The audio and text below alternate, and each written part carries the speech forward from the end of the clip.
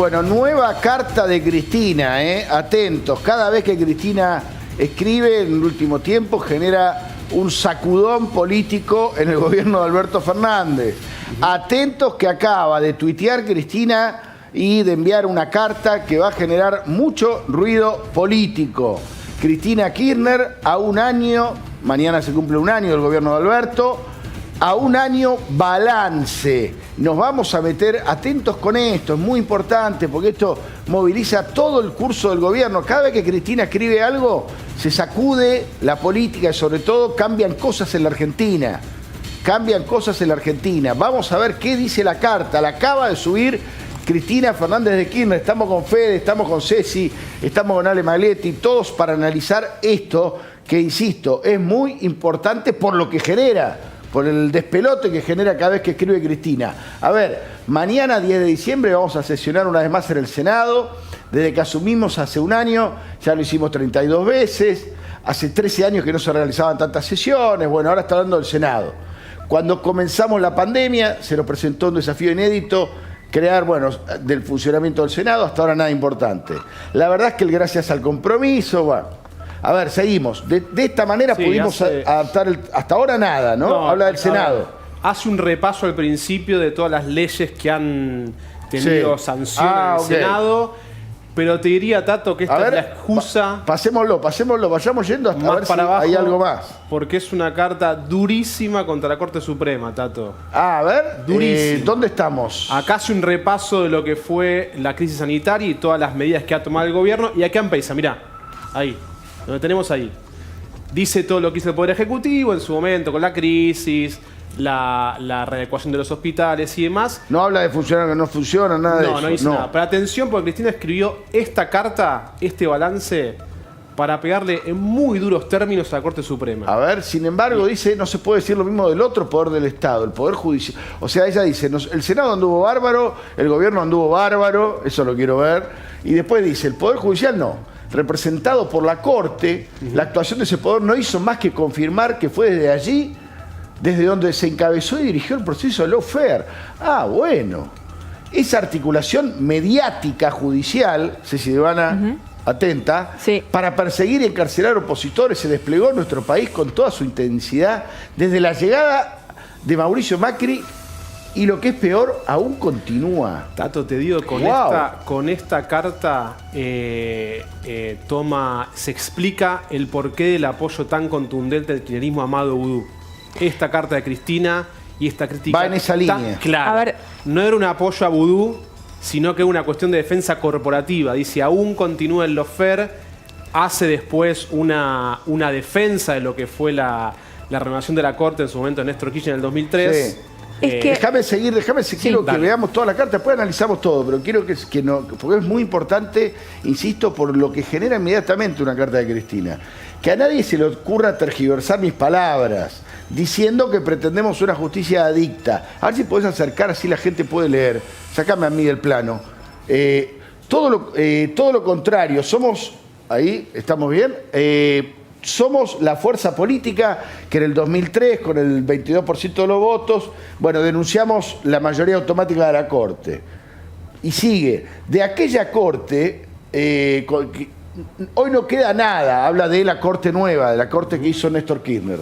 De los 4 miembros que propuso Kirchner, y habla de Argibay, de Zaffaroni, de los 4 miembros que propuso Néstor, la doctora Argibay falleció, Zaffaroni renunció, y dale que sigue. Déjenme seguir leyendo. Lo que dice Tato es de los 4 miembros que lo propuso, Zaffaroni ya no está, Argibay falleció, y habla de los otros 2 miembros que propuso en su momento Néstor Kirchner. Que son Lorenzetti y Elena Hayton de Nolasco. Y Hayton, claro. Dice, uno de ellos se fotografiaba con Sergio Moro y Claudio Bonadío. Ese es Lorenzetti. Exactamente. Claro. Bueno, no, pero ojo, el título es Cristina contra Lorenzetti. Muy dura contra Exactamente. No es Abril, menor eso, ¿eh? es abril de 2017 cuando visita Moro la Argentina y ahí Lorenzetti se fotografía junto a él y Bonadío. Lo que Cristina se olvida, me parece, en la carta es que hasta el 2014 el kirchnerismo protegió a Bonadío. No, está Lo bien, está bien. protegió Ya vamos al sistemáticamente. análisis. Vayamos a la carta, por favor. Vení, porque esto es muy importante. La gente todavía no leyó la carta, ustedes ya la leyeron. Le está diciendo, le está pegando a Lorenzetti. Uno de ellos es el que se fotografiaba con Sergio Moro y Bonadío. Fíjate, Bueno, no Sergio lo menciona, Moro. no lo menciona con el nombre. A ver, Tato. ¿cómo? No lo menciona con el nombre. Ni siquiera lo menciona. Está muy bien en la observación. Dale, seguí. El segundo, refiriéndose a Jaito Bonadío. Menola- No, a Bonadío. Ella dice, habla se de fotografió con Moro, Bueno. que es el que hizo esto, Lula da Silva, y Bonadío, que es uno de los jueces de la servilleta. Bueno, a ver, seguí. Este mismo integrante, está hablando de Lorenzetti, que es el hombre más fuerte del Poder Judicial desde hace 15 años. Ojo, que esto va a tener consecuencias. Ese mismo integrante de la Corte, Lorenzetti, fue presidente hasta el 2018, y en una reunión de jueces federales de Comodoro Pi les aseguró que todas las instancias superiores les iba a confirmar y convalidar todas las decisiones de primera instancia que dictaran contra exfuncionarios kirchneristas. Lawfare al palo. La otra integrante, Hayton, Tampoco la nombra. tampoco la nombra, bien Ceci, no solo no renunció a su cargo al cumplir los 75 años, cosa que todos creímos que tenía que renunciar, en esto es cierto, sino que además recurrió a un juez de primera instancia para que le permitiera permanecer en el cargo. Bueno, carga con todo, pero el dato político para mí es que carga contra Lorenzetti, porque Lorenzetti es un jugador muy fuerte, muy fuerte. Es la clave de la carta, Tato. Bueno, y ahora habla de Rosenkrantz, critica a Rosati, pero le pega directamente a, a Lorenzetti. A ver, ¿hay algo más? Sí, después termina la carta diciendo que el Poder Ejecutivo se someta a elecciones, el Poder Judicial no tiene recambio. Digo, los tres poderes del Estado, ahí mirá, los tres poderes del Estado, solo uno no va a elecciones, solo un poder es perpetuo, solo un poder tiene la palabra final sobre la decisión del Poder Ejecutivo y el Poder Legislativo. Si ese poder, además de ser perpetuo, además de no ir jamás elecciones, además de tener la palabra final sobre la vida, el patrimonio y la libertad de las personas por encima del Poder Ejecutivo y del Poder Legislativo, dice Cristina, si además de todo eso, y mirá lo que dice, ese poder solo es ejercido por un puñado de funcionarios vitalicios que toleraron o protegieron la violación permanente de la Constitución y las leyes y que tienen además en sus manos el ejercicio de la arbitrariedad a gusto y piacere, sin dar explicaciones a nadie, estar sometidos a control alguno. Bueno, dice Cristina, si esto sigue sucediendo en nuestro país, estaremos muy lejos de construir la República de la Nación que estoy seguro anhelamos todos los argentinos. Bueno, evidentemente Cristina quiere que el país hable de esto. Quiere otra vez instalar su problema con la justicia como epicentro, o su problema con la Corte, como epicentro de la discusión pública. Yo no sé si la gente común está preocupada por Lorenzetti y Hayton de Nolasco, como pretende Cristina. Perdón, Ceci. No, yo creo que, a ver, no es casual, me parece, el ataque a la Corte cuando mañana se va a estar entregando el informe de la Comisión Veraldi, que si bien no propone cambios en la Corte, sí propone la creación de un tribunal intermedio que va a filtrar que llegue a la Corte. Y el ataque de la Corte a la Corte de Cristina no es casual. No solo tiene ya recursos ahí vinculados al juicio de obra pública, sino que es indefectiblemente donde van a terminar todos sus litigios que están ahora en otras etapas. Pongamos de título a esto, Cristina le declara la guerra a Lorenzetti, porque esto es una guerra contra Lorenzetti y atentos, porque Lorenzetti no es un jugador chiquitito, es un jugador bravo y la Corte tiene muchas facultades, después le voy a preguntar a Ceci, tiene muchas herramientas para responder a esto. Pero lo quiero sumar a Jorge Jacobe, nuestro analista político, amigo. Jorge, querido, ¿cómo estás? ¿Qué tal, Tato? ¿Cómo estás? ¿Te sorprende esto que acabamos de leer? Es impactante que se tire tan fuerte contra la Corte, sobre todo contra Lorenzetti. No me parece que sea impactante, ni me parece para sorprendente nada raro tampoco. Lo único que vino a hacer Cristina, Tato, es arreglar su problema judicial. El resto son detalles para ella, ¿no? Y esto lo confirma. Esto confirma que el objetivo de Cristina al volver al poder era arreglar sus problemas judiciales. Claro, vos fíjate que las prioridades de los argentinos tienen que ver con los problemas económicos, tienen que ver también con la corrupción, y tiene que ver con el agua potable, y tiene que ver con las cloacas. Digo, Cristina está claramente en otra frecuencia y te lo escribe y te lo publica, digamos. Está bien, digamos, en esto es como escribió en su libro, digamos, sincera, ¿no? Claro, pues yo decía, Fede, Ceci, métanse. Yo decía, a la gente, la verdad que yo no veo a la gente en los bares hablando de Lorenzetti. La preocupación de la calle, de la gente de a pie, pasa claramente por otro lado. Pasa claramente por otro lado. Hay que ver también que Cristina tiene 60 puntos de imagen negativa, Tato, y la justicia, en términos generales, lo digo, es cruel, pero en términos generales, tiene también 60, 70 puntos de imagen negativa, de modo tal que los espectadores de esto están viendo una pelea entre Frankenstein y el hombre lobo, digamos, una riña de gallo. Ahora, Jorge, buenas tardes. ¿Cómo crees que impacta esto a un año de la asunción del gobierno y el año del presidente Alberto Fernández? Porque todo el tiempo hablamos de la incidencia y la injerencia y la centralidad de Cristina en las decisiones de gobierno. ¿Cómo crees que va a impactar esto en el seno de la coalición gobernante, esta carta tan dura de Cristina contra la justicia?